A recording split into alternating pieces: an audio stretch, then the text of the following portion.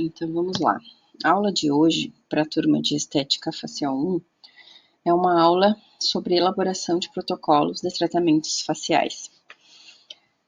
Então, normalmente, quando a gente inicia um tratamento, o primeiro passo é a anamnese.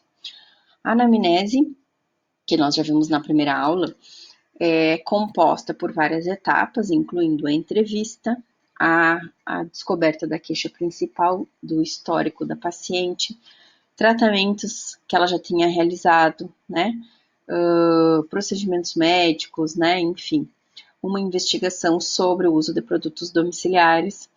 E a última etapa seria o exame físico, onde a gente observa as características da pele, as características da patologia, identifica lesões, não só aquela que a paciente teve a queixa, né?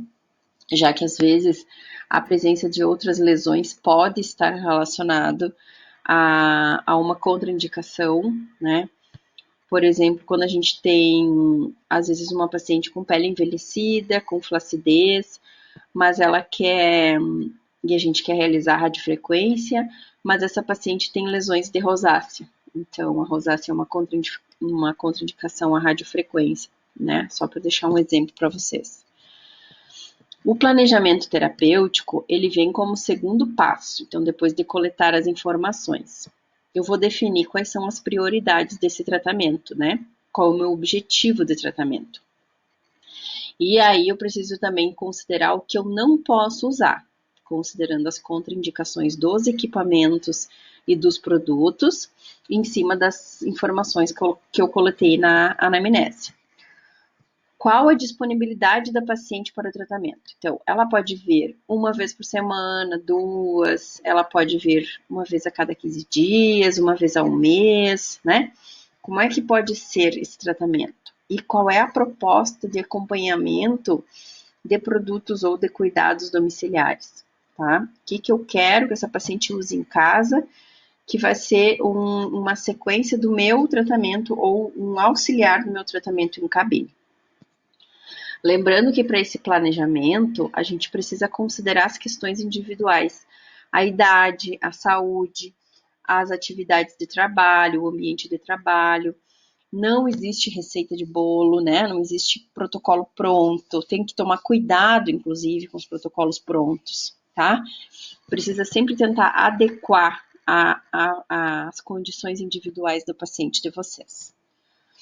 Então, considerando, vamos pensar numa proposta terapêutica para acne, tá? Como é que a gente monta?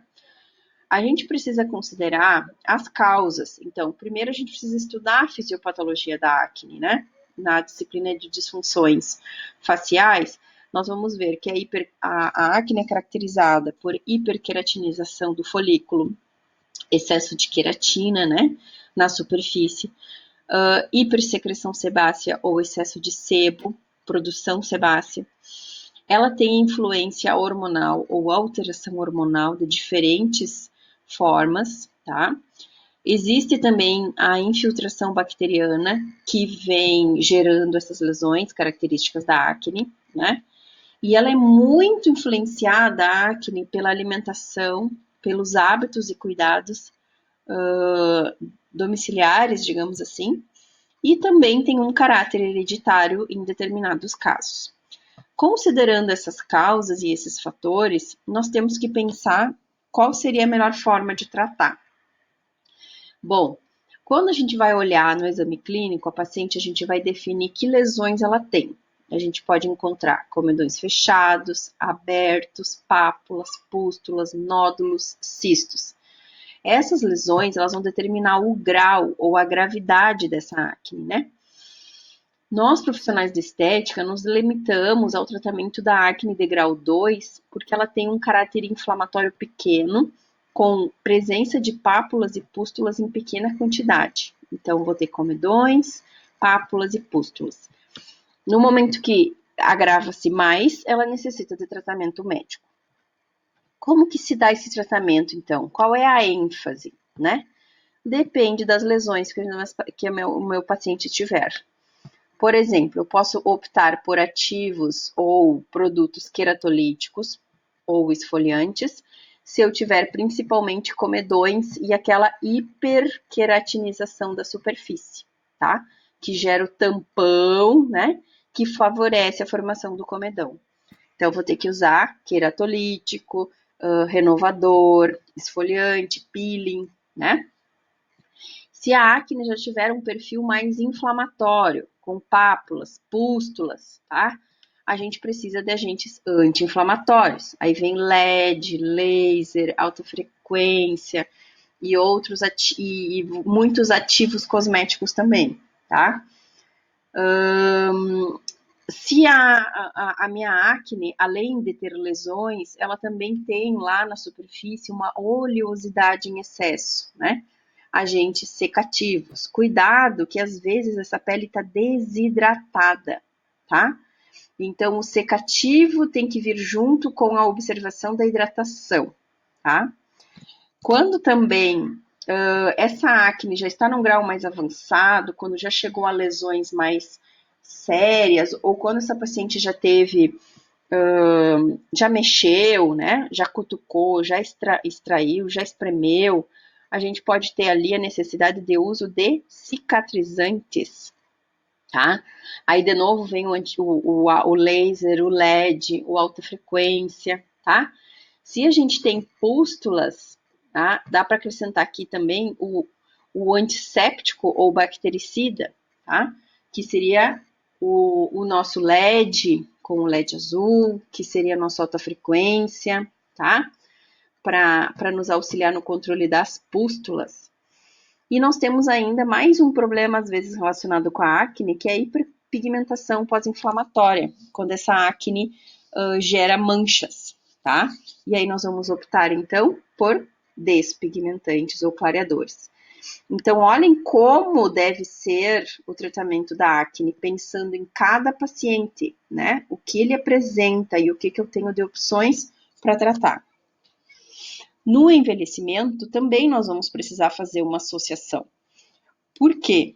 O envelhecimento, que eu coloquei aqui um resumo, né? Para vocês verem o que acontece na pele, mas está principalmente relacionado com perda de colágeno, perda de fibras elásticas, perda de água, né? A gente tem linhas de expressão, superficiais, profundas e sulcos, aliados a uma flacidez tissular, a uma flacidez muscular, alteração de textura e desidratação. Isso pode vir junto na mesma paciente? Pode, tá? E aí é necessária uma associação de recursos que trabalhem isso em conjunto. Mas às vezes a paciente tem uma queixa principal como flacidez tissular.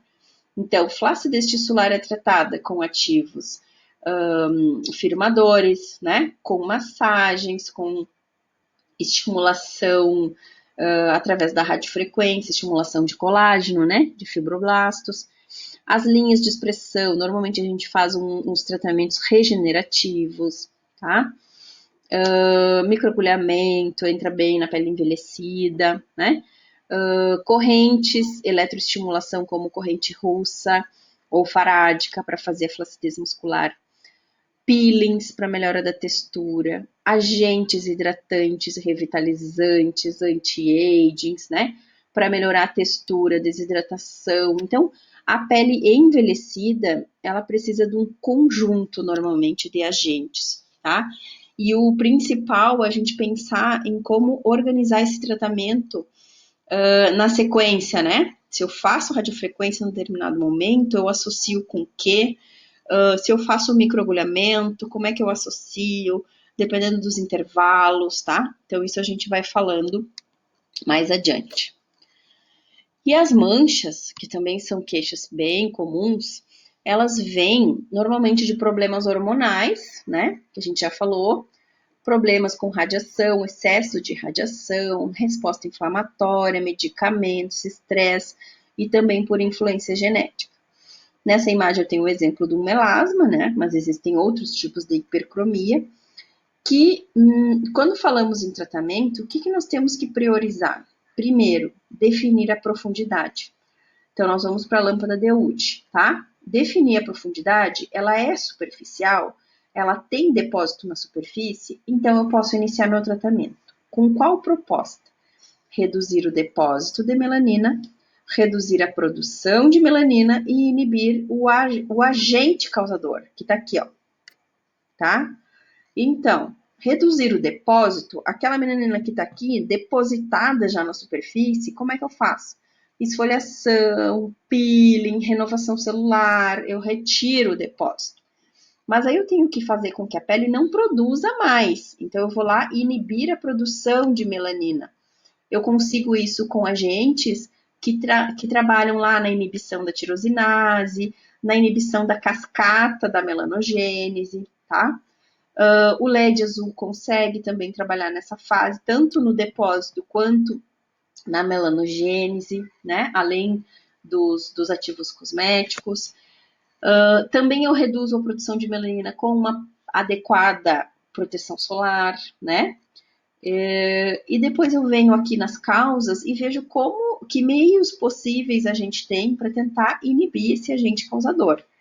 Porque só assim a gente vai ter controle dessa mancha. Caso contrário, dificilmente a gente terá uma amenização.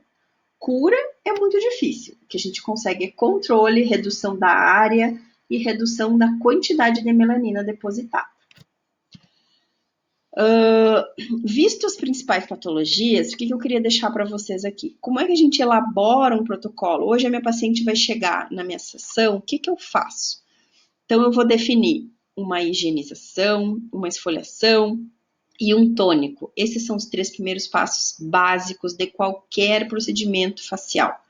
Limpeza, esfoliação, tonificação, tá? Vou escolher os produtos de acordo com a pele e com a queixa, certo?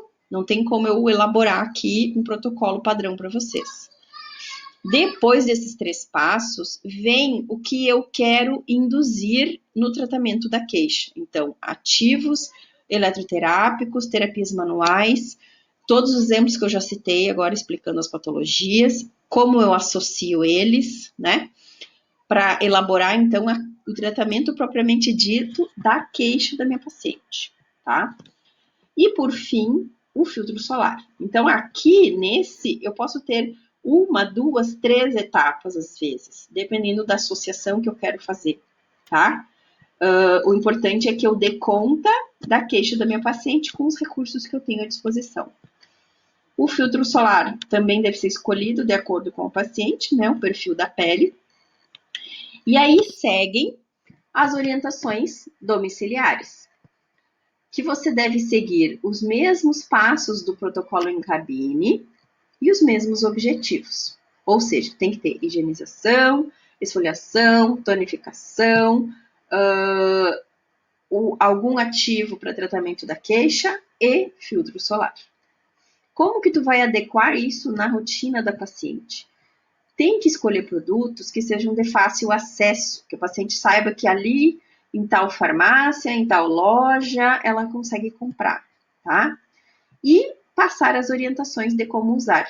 De dia, de noite, se reaplica, se precisa massagear, se precisa esperar secar, né? Cada produto vai ter o seu peculiar que a gente precisa explicar, orientar.